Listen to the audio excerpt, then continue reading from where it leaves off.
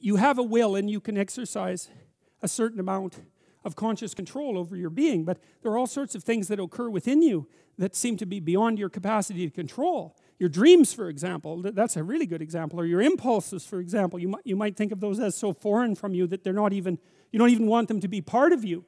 But more subtly even, how about what you're interested in, what compels you? Like, where does that come from? Exactly. Because you can't conjure it up of your own accord, you know. So if you're a student and you're taking a difficult course, you might say to yourself, well, I need to sit down and study for 3 hours. But then you sit down and that isn't what happens. Your attention goes everywhere. And you might say, well, whose attention is it then if it goes everywhere? Because you say it's your attention. It's like, well, if it's your attention, maybe you would be able to control it. But you can't. And so then you might think, well, Jen, just exactly what the hell is controlling it? And you might say, well, it's random. Well, it better not be random. I can tell you that. That happens to some degree in schizophrenia. There's an element of randomness in that. It's not random. You can't make yourself interested in something. Interest manifests itself and grips you. That's a whole different thing.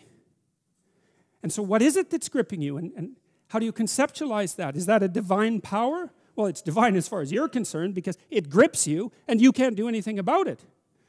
And so there's a calling in you towards what you're compelled by and what you're interested in. And sometimes that might be very dark and sometimes not. But you're compelled forward by your interest. And so the idea that what moves you away from your country and your father's house and the comforts of your childhood home is something that's beyond you and that you listen to and hearken to. That's exactly right. And you can say, well, I don't want to call that God. It's like, it doesn't matter what you call it exactly. It doesn't matter to what it is, what it's called. It still is. And if you don't listen to it, that's the other thing. If you don't listen to it, and I've been a clinician and talked to enough people now, as old as I am, to know this absolutely. If you do not listen to that thing that beckons you forward, you will pay for it like you cannot possibly imagine. You'll have everything that's terrible about life in your life and nothing about it that's good. And worse, you'll know that it was your fault and that you squandered what you could have had. So, this is not only a calling forth, but a warning. Unto a land that I will show thee. And that's it, that I will show thee. And you don't want to be too concrete about this, you know. There's all sorts of new territories that you can inhabit. There's abstract and conceptual territories. If you go to university and you study biology or you study physics or any discipline, you're in a territory, right? You're in the territory that all the scholars have established. And then as you master the discipline, you move out beyond the established territory into the unknown. And that's a new land, right? Maybe it's even a land of your enemies, for that matter. But it's a new land. The frontier is always in front of you.